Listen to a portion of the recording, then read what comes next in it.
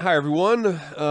Okay, so first lecture for our Modern Russia course here at EOU. Phil Travis here.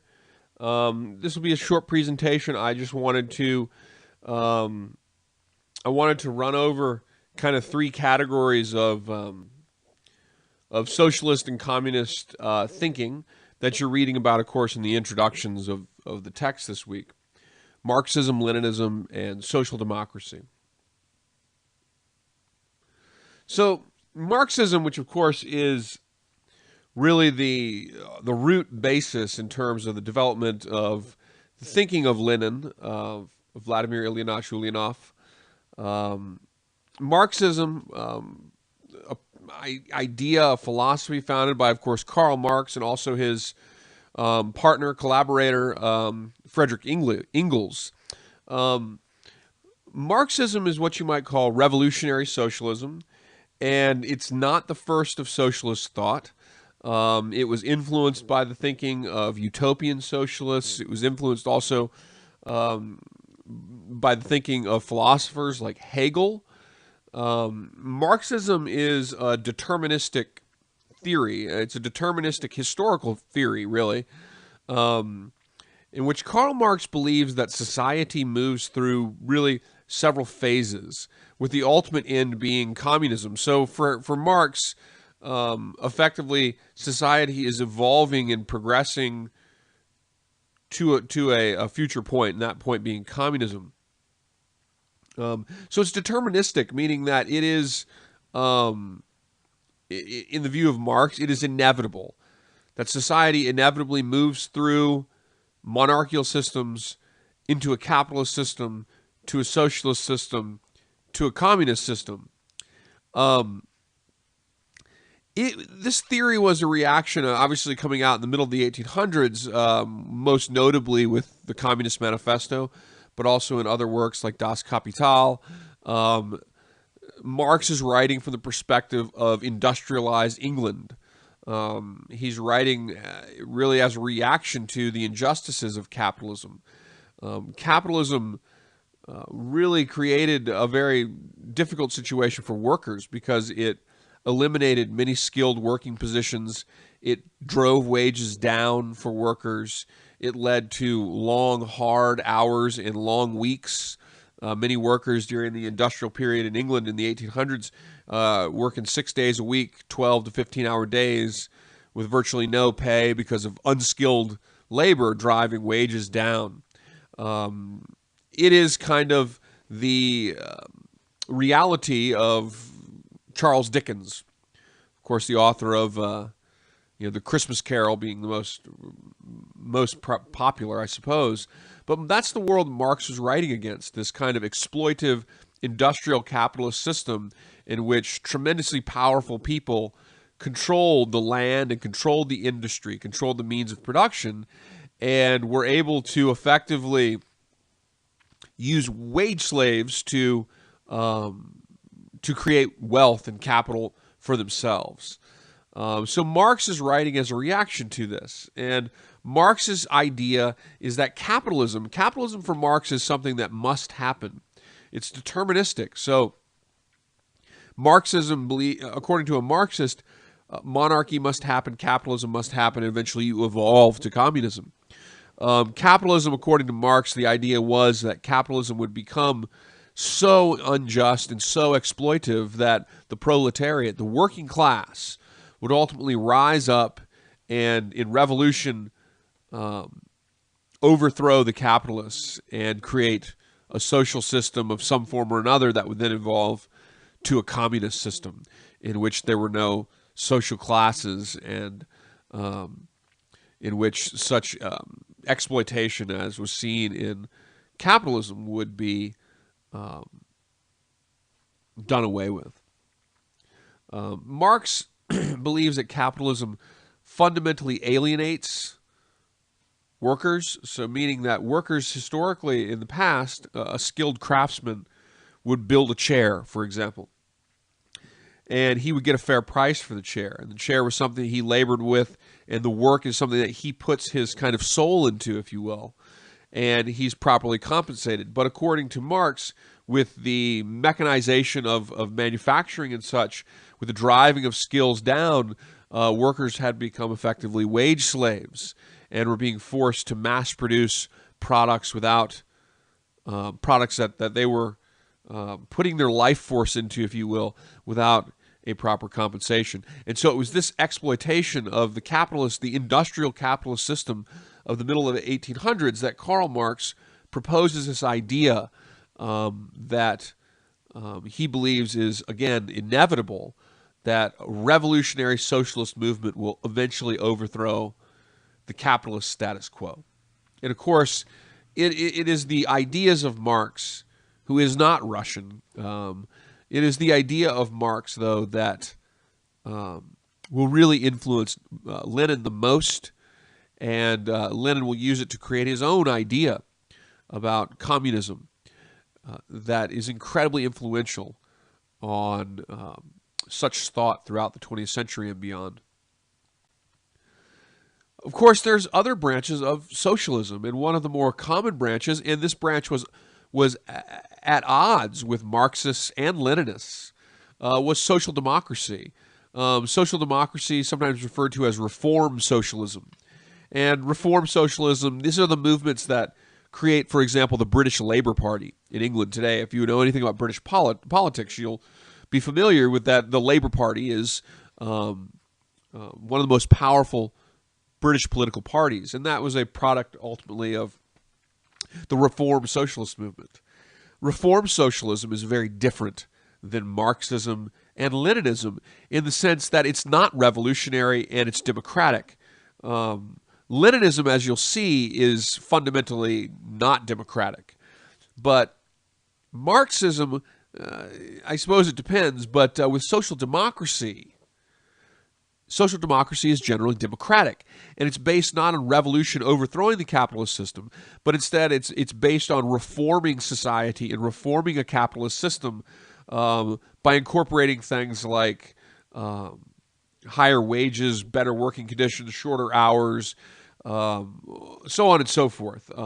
Pretty much all of your developed nations today incorporate, to varying degrees, some form of reform socialism. That's designed to protect the interest of the consumer, protect the interest of the worker within society. And so social democracy, reform socialism is fundamentally democratic and is based on reforming within the system rather than overthrowing it. And this becomes a very popularized movement in the latter 1800s and the early 20th century in Russia, in Germany, in Britain. And it was a movement that was really counter to Marxist movements and Leninist movements that were revolutionary in nature.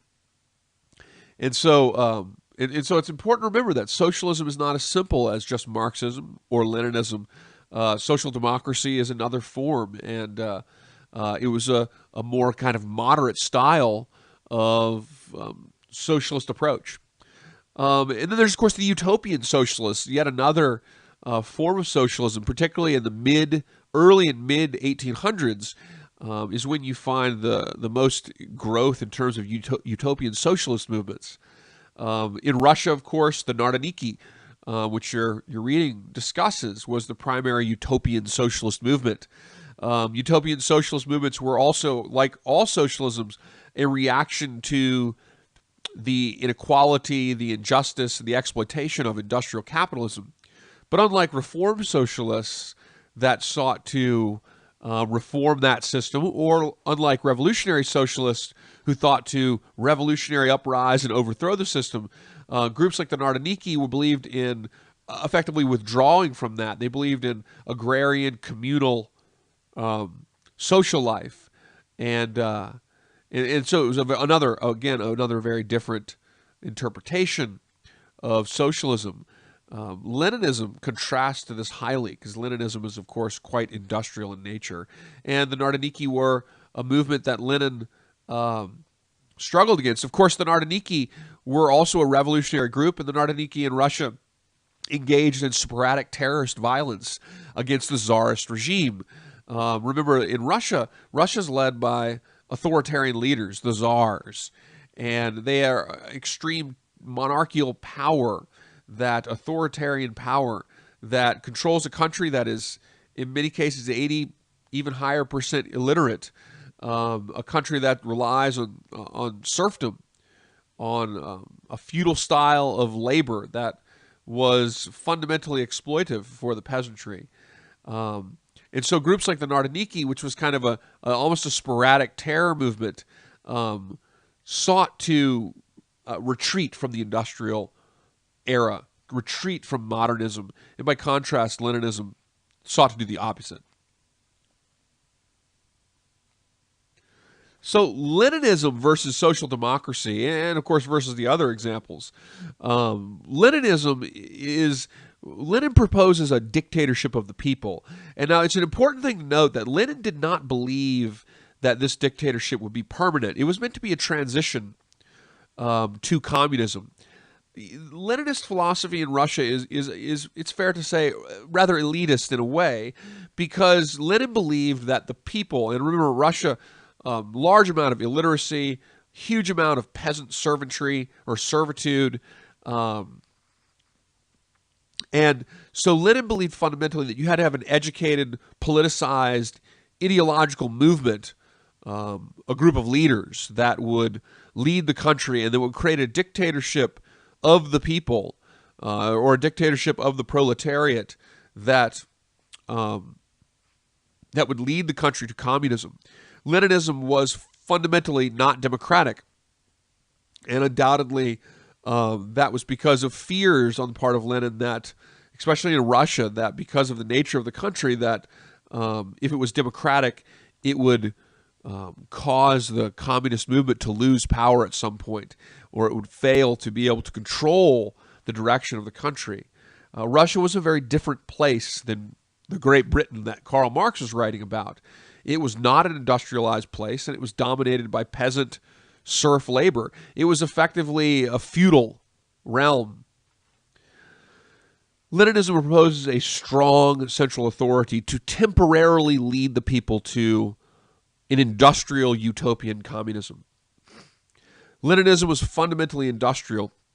Lenin believed that Russia had to become the most modernized, industrialized country, and through this it could lead world communism ultimately. World revolution becomes really a component of Leninism. Leninism becomes a voice of decolonization and becomes fundamentally noted for its critique of imperialism and colonialism. Individuals like Ho Chi Minh in Vietnam were fundamentally influenced by Lenin, far more than Marx. Lenin, because Marx is writing about workers in industrial cities rebelling against the capitalist industrialists. Lenin, he couches his ideas more in terms of freeing the peasant classes from the exploitation of imperialist capitalists. And so Lenin believed you could do this first and then industrialize and modernize, and this would help carry the revolution through.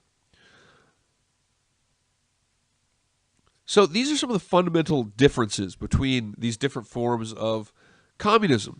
There are utopian communist movements. There are utopian communist movements that believe in peaceful communalism and withdrawing from society. There are other sort of agrarian, anti-modern communist movements like the Narodniki that were engaged in terrorist violence against the exploitive czarist regimes in Russia. There are Leninist communists who believe in a dictatorship of the proletariat. They believe that democracy will undermine the communist mission, who speak more to the peasant classes of the world than to the industrialized people. There is Marxism, which was an industrialized, revolutionary socialism that was primarily concerned with the issues of exploitation in the industrial cities of the West. And then, of course, there were social democrats or reform socialists who have continued to influence politics in the world to this day quite significantly, and who believed in reforming the exploitive capitalist system for the best interest of the most people in society by improving working conditions, improving wages, and these types of things, and providing benefits to societies and unemployment compensation and these types of things. So there's quite an array of different types of socialist movements that are in place in Europe and in Russia in the late 1800s and the early 1900s. And of course, groups like labor parties, like the Russian Labor Party, for example, were at odds with Leninism, because Leninism was seeking to revolutionarily to launch a revolution and to overthrow the country and establish a non-democratic dictatorship, whereas social democrats and labor parties generally sought to reform the system and create a democracy. They were fundamentally at odds and fundamentally different. And so as Lenin rises to power, particularly during the period in the early 20th century, and of course in World War I, Lenin's rise to power in Russia, and even when he's exiled, comes amid opposition to not only the exploitation of the czarist authoritarian monarch of Russia, but also to other branches of socialism that he thought would undermine the grand plan of creating a communist system. It's important to note, too, that Lenin did not believe in authoritarian leadership for authoritarian's sake. He did not believe that dictatorship should be a permanent thing. He believed it should be a transition. Anyway, the first of several, so I hope you guys like these presentations, and I hope they help. So let's have a great week.